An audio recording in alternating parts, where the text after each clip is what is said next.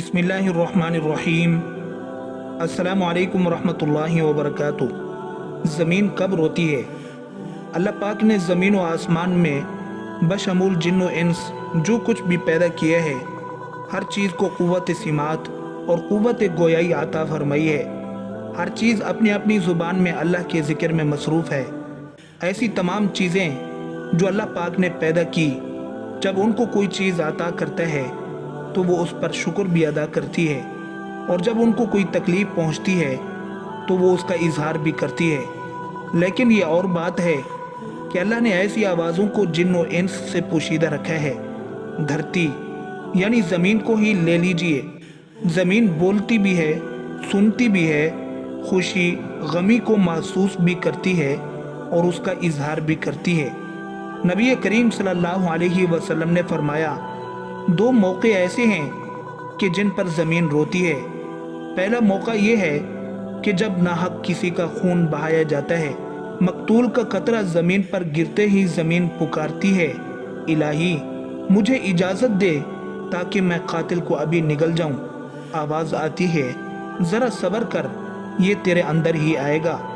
दूसरा मौका ये है कि जब ज़ानी ज़िना का इर्तिकाब करने के बाद गुस्ल करता है तो पानी का पहला कतरा जब ज़मीन पर गिरता है तो ज़मीन ज़ारो कतार रोती हुई कहती है, इलाही मुझे इजाज़त दे ताकि इसे मैं निगल लूँ। आवाज़ आती है, थोड़ी देर सब्र कर, ये तेरे पास ही आएगा। ज़िनाकारी एक बदतरीन लानत, कमीनगी और ज़िल्लत और पस्ती की अलामत, बहीमाना फेल और जुर्म शनी है।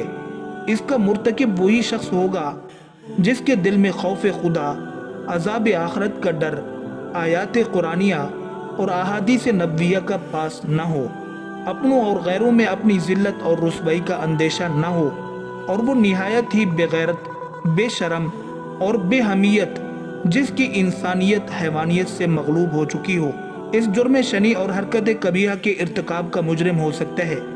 कुरान करीम ने ज़िना तो किया, उसके करीब जाने से भी मना फरमाया। बदकारी के पास न जाओ, बेशक वो बेहयाई है और बहुत ही बुरी राह है।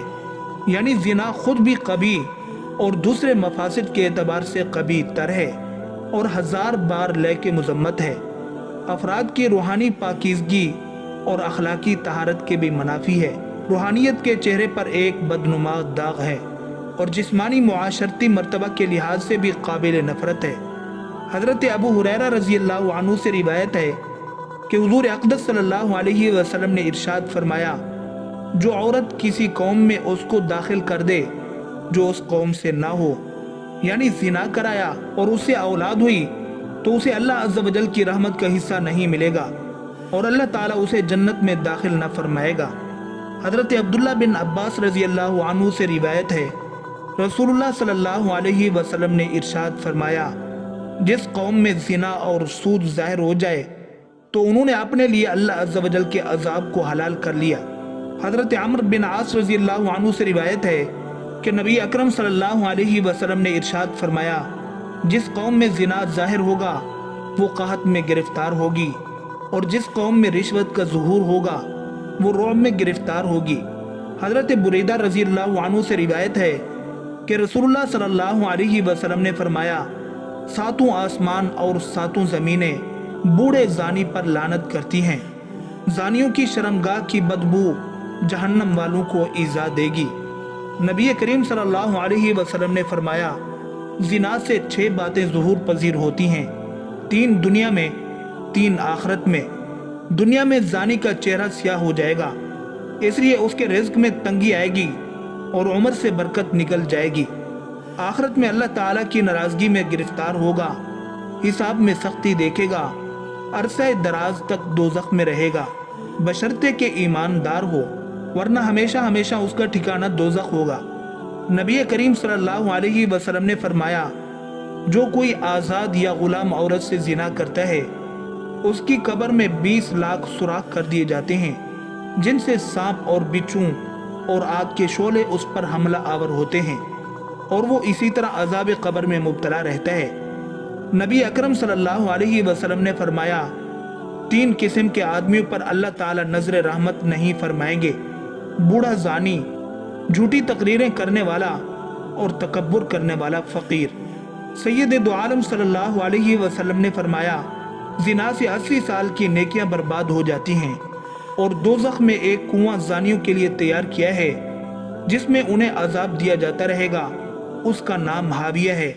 اس سے اگر ایک ذرہ نکال کر دوزخ کے دوسرے حصوں میں ڈالا جائے تو وہ اس سے جل جائیں۔ کسی انسان کا قتل کرنا کتنا بڑا اور قبیح عمل ہے، احادیث سن لیجئے۔ حضرت ابو سعید خدری اور حضرت ابو ہریرہ رضی اللہ عنہ سے روایت ہے کہ حضور نبی اکرم صلی اللہ علیہ وسلم نے مومن کے قاتل کی سزا جہنم بیان کرتے ہوئے ارشاد فرمایا، اگر تمام آسمانوں اور زمین والے کسی ایک مومن کے قتل میں شریک ہو جائیں تب بھی یقیناً اللہ تعالیٰ ان سب کو جہنم میں جھونک دے گا۔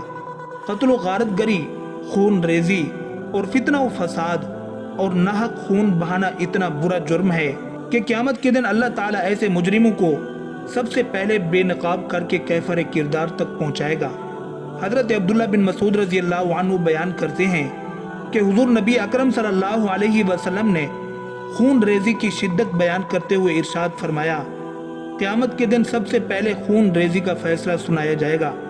حضرت عبداللہ بن عمر رضی اللہ عنہ سے روایت ہے کہ نبی کریم صلی اللہ علیہ وسلم نے باہمی خون خرابہ اور لڑائی جھگڑے کے تباہ کن نتائج سے خبردار کرتے ہوئے فرمایا کہ قتل و غارت گری اتنا بڑا جرم ہے کہ اگر کوئی فرد یا طبقہ اس میں ایک مرتبہ ملوث ہو جائے تو پھر اسے اس سے نکلنے کا راستہ نہیں ملے گا۔ حضرت انس رضی اللہ عنہ سے روایت ہے، تاجدار رسالت صلی اللہ علیہ وسلم نے ارشاد فرمایا، بڑے کبیرہ گناہوں میں سے ایک کسی جان کو ناحق قتل کرنا ہے۔ کسی مسلمان کو ناحق قتل کرنے والا قیامت کے دن بڑے خسارے کا شکار ہوگا۔ حضرت ابو بکر رضی اللہ عنہ سے روایت ہے کہ نبی کریم صلی اللہ علیہ وسلم نے ارشاد فرمایا، اگر زمین و آسمان والے کسی مسلمان کے قتل پر جمع ہو جائیں تو اللہ تعالیٰ سب کو اوندھے منہ جہنم میں ڈال دے۔